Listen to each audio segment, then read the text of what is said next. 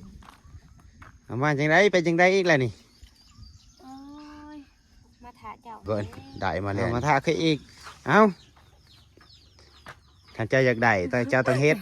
เต็มดอยกระแทงตาขึ้นเลย เอ้า งองนี่ไป พี่น้อง เสียยายขอให้ยายโลดซาวดอกเนี่ยเอา เศร้าดอกบ่ เออ เศร้าหา เอาทุกคน ตอนนี้ก็เสียยาเลยเรียบร้อยเนาะไป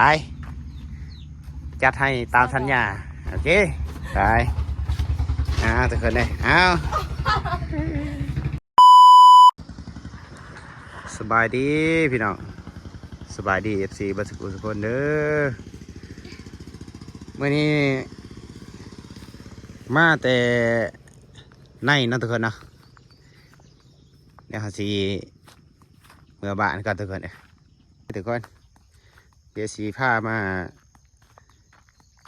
ส้มเพื่อนสานเนาะทุกคนเนาะเอาแล้วทุกคนเอ้ยเอาไอ้เรานั่งอยู่หันแล้วบุเป็นตะกล้องอีกวันดีทุกคนเอ้ยเอาไปเบิ่งไก่ๆว่าไผ่ทุกคนนะไปก่อนเพิ่นจะไปก่อนอยู่เด้เอา อุ้ยใครจนตื่น เอามาจังไดไปจังไดอีกแล้วนี่ โอ้ยมาถาเจ้าแล้ว เอามาท่าคืออีกจะมากับไผ่แหละ มาผู้เดียว มาผู้เดียวใส่และโหลด พูด จอดอยู่ในผู้ อืม โอ้มากับบอเสร็จหาบอโทรหาเนาะ เอาหลักมาดิ เออ เขาบ่ มาเห็นยังอีก เขาบ่กล้าไปนั่งอยู่หัน บอมาเห็นยัง มาหาเจ้านี่เลย มาหาไข่อีกแล้ว เจ้าไล่เมื่อมือนั้นก็เลยมามือนี้อีก โอ้ บ่กล้าเข้าไปเมีย บ่กล้า จะอยู่ เข้าไป เฮือนบ่เลย เมียบอกว่าท่านมาเมียเฮา เออเขาเราคิดว่า ว่าสิไปนำเมียแล้วบางอย่าง ไปนำอยู่บ่ ไปนำบ่เห็น ไปนำให้สร้างข่อยมาเลย เมียเอาไข่เมียคอยเอาไข่เนาะทุกคน ไปกับบ่เห็น สิไปนำอีกบ่น มื้อแรกว่าสิไปนำอีก ไปทั้งข่อยมา ฮะ ข่อยมาก็บ่ไปนะ เออกับมากับมา เลยบ่ไปนำมื้อแรงเนาะ ตอนแรกพอได้จังสิไป บ่ไปแล้วยันเมียเจ้าหายเมียเจ้ามาเห็นอีกค่อยว่าสิขางคืนมื้อแรง บอกเกี้ยวบ่ให้ข้างดอก บ่สิขางได้อี อัน ก แรกมาก็อยากข้างคือ บอกไปเมื่อก็ใกล้ผูกคือสิหอดบานฮะ เออ ไปนั่งเขาเฮือนไป ไปไปเขาเพื่อน จะว่าสวดเขาเองนี่พี่น้อง อันแล้วทุกคนเลยฮะนี่โลกเขาอีสังเลยไปไปทุกคนนี่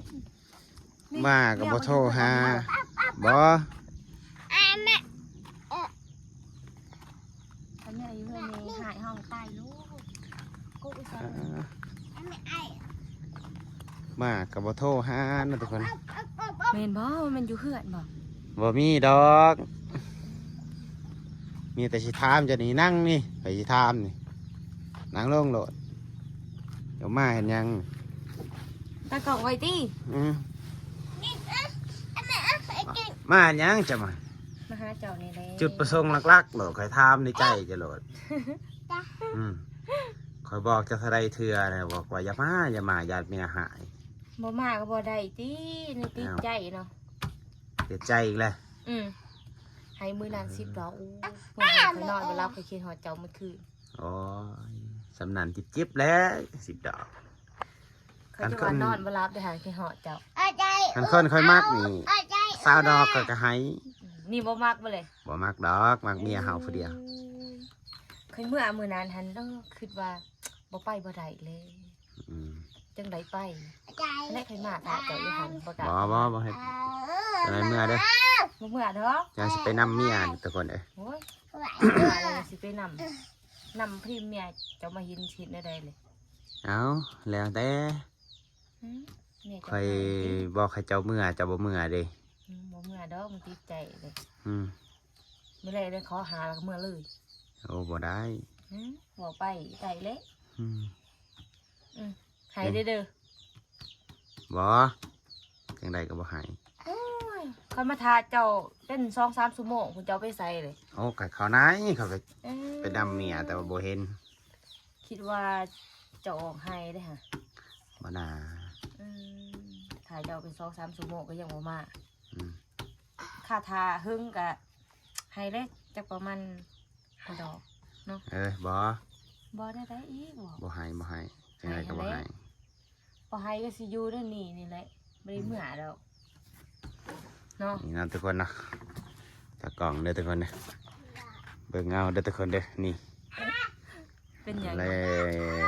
แต่เก่าบ่เมื่อเนาะ แม่ ตั้งกล้องไว้เป็นหยังเลย อ๋อสิถ่ายเบิ่งคักๆนี่นะทุกคนเนาะนี่เพิ่นมานี่เพื่ออยากได้20ดอกเด้อทุกคนเด้อเพิ่นมานี่จุดทรงหลักๆเพิ่นก็อยากได้ดอกแล้วทุกคนเด้อ จะติดใจเนาะ แต่ว่าบ่พวงบ่ให้เนาะเนาะ โอ้ยอย่าถ่ายแค่เพชรเลย นี่อ้าว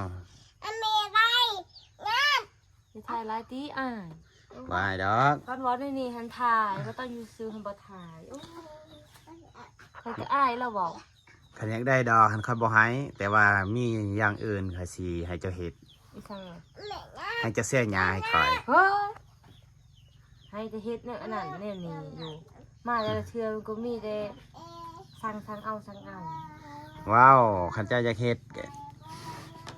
ก็เฮ็ดเวียกเว้ยคันเจ้าอยากได้ดอกเว้ย มือนั่นก็เขาตัดกล้วยมือนี่ก็ให้เสียหญ้า ว้าว มือนั่นก็ให้เตงกิน ว้าวเสียหญ้าแล้วเฮ็ดเวียกแลกแล้วว้าว บ่แลกเป็นหยังเลย บ่แลกบ่ได้ อืม ให้ได้หญ้าหกค่ะไปได้ไปเสีย ผู้ เอาพางอกไปเสียเด้อ บ่เป็นติเสียหญ้า เอาบ่เสียแล้วบ่ให้เอา พี่น้องเอ้ย เอาทุกคน มี เดี๋ยว ข สิ อ หา เปลี่ยนอีก งอกให้เพิ่นก่อนทุกคนเด้อ พี่น้องใส่นั่นใส่นี่เด้อ เบิ่งแล้วพางออกเขาจะใส่นะเพิ่นได้มาแล้วนี่เอาถ้าเจ้าอยากได้ต้องเจ้าต้องเฮ็ด เต็มดอยก็แทงตาขึ้นเลย เอ้า งอกนี่ไป พี่น้อง เสียย้ายขอยจะให้โลด20ดอกนี่เอา เศร้าดอกบ่ เออ เศร้าหา 25ก็ให้ไป โอ้สเป็นบ่เลย เอา เสียอ บ่ ยู่ เป็ ใส่ น บ่มีตัวยาหก อันเด้เจะต้องเสียแหลก โอ้บ่เป็นติเสียหยัง อืม คือใส่ดิ นี่เด้นี่สวน นี่ เออ อยู่เพื่อนนี่ เออ เออ เอาเสียเจ้า เศร้าดอกบ่ 20ดอกก็ให้เอากันเสีย ศร้าดอกนี่ ให้แล้วเด้อเสียให้แล้วตัวนี้ โอ้ยพี่ตั้งบาทก่อน อืม มันบ่ได้ นี่เนาะทุกคนเนาะ โอ้ยจะเสียให้ใครเบิ่งกันติ โอ้เสียโลดเสียแล้วตัวนี้ให้โลด20ดอกบ่คันดอก ถ้าคันพาขอยไปอาบน้ำได้เด้อ เออโอเคไม่ยากดอก พี่น้อง เอาเสียให้แล้ว เศร้าดอกบ่ เออ เพื่อเศร้าดอกก็โยมเสียหยาพี่น้องโอ้ อ้าว เฮ็ดแนวใดเนี่ยมันติดใจเนาะ คันเจ้าอยากแตบไว้เจ้าก็เสียไว้เอา เอ๊ะ เอา คุณเบิ่งมีอันนั้นบ่งอีก เบิ่งเนาะทุกคนเนาะ อืออือ ตากล้องนี่ยอมสละทุกอย่างเพื่อ อือ ที่จะได้อยู่น้ำบ่าวพวงทุกคนเด้อ อือ อืม อี เอาเลย พ่อบ่สม ยังดอกอืมให้แล้วเด้อหอดพูนโลด ปลา นี่ทุกคนเลยเอา ตัวสิได้ยังคือบ่เอาก่อนเลยจะมาอีก โอ้บ่ได้จะนายเจ้าสิเมื่ออันใดแล้วเจ้าเมื่อโหลดได้แล้วก็เมื่อยากอีกก็มาอีกทุกคนเอ้ยตะกล่องนี่ นั่นน่ะ โอ้ เนาะ ยขันเมียบ่พวงเห็นนี่ใต้คักบ่พวงก็ได้อืม เมียเขามาบ่เถื่อเมียแต่นี่เนาะเขามาอยู่น้ำเลือดนั่นเนาะ บ่ไปอยู่ อืม เสีย พี่น้องสิแหละอยู่ว่าในนี้